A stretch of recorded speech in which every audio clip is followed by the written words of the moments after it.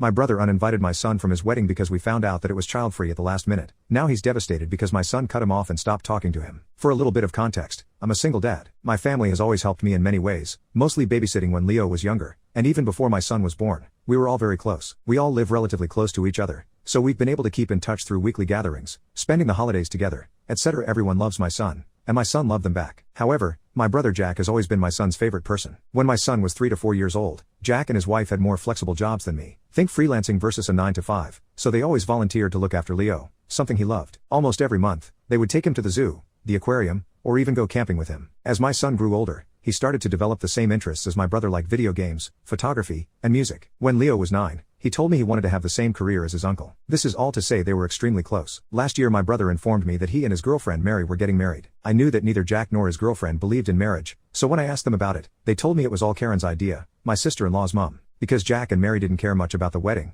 and since Karen was paying for it, they let her plan everything, from the venue to the food, music, etc. Karen decided to plan a destination wedding at a fancy resort. In July of last year we received the invitation, and it was addressed to my son and me. I even had A+1 if I wanted. And as soon as the website went up, I tried to make a reservation for our hotel room. I should clarify that I had to call the hotel to make my reservation because the link wasn't working, and I couldn't risk not getting a room. When I received the email confirmation, it said room for 2 adults, but I didn't think much of it and assumed it was an error due to the language barrier with the hotel guy. I also bought the plane tickets for us around the same time. Fast forward to January, less than a month before the wedding, when my sister-in-law called me crying, saying that Karen had made a mistake with the venue. The resort was for adults only, so they didn't allow anyone younger than 16. My son was 13 at the time. I asked her if it would be possible for Leo and me to stay in another hotel, but they told me the whole resort was child-free, so my son wouldn't even be allowed to attend the ceremony or the reception. I was disappointed, and I told my sister-in-law I'd talk to my son about it. I knew how excited he was about his uncle's wedding, but she insisted both her and Jack wanted to tell him in person. Honestly, my son was devastated. He started crying as soon as he was told he couldn't go. He pleaded with them and even offered to give them all his savings so they could move the wedding. After 30 minutes, my sister-in-law got frustrated and just told him that he was being selfish and that this day wasn't about him. Leo eventually apologized and went to his room. After the wedding, my son just stopped talking to my brother. If Jack sent him a message, Leo would ignore it unless it had something to do with me. For example, he would only reply if Jack asked him to tell me something because he couldn't reach me,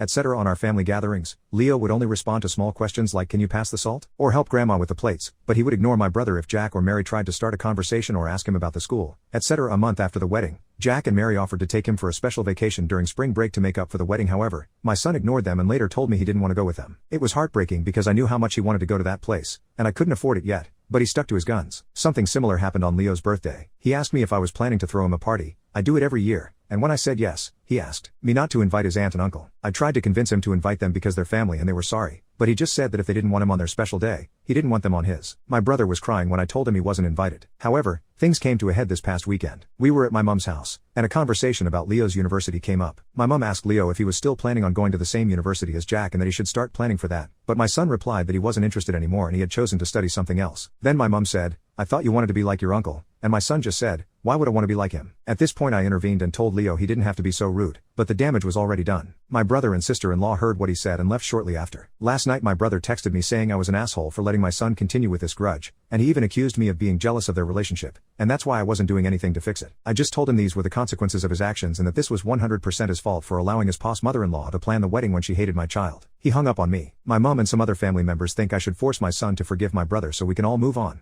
claiming there was no ill intent and it was just a small mistake. But I don't think I should. My son was hurt, and he should be allowed to heal and forgive them only when he's ready. So Ada?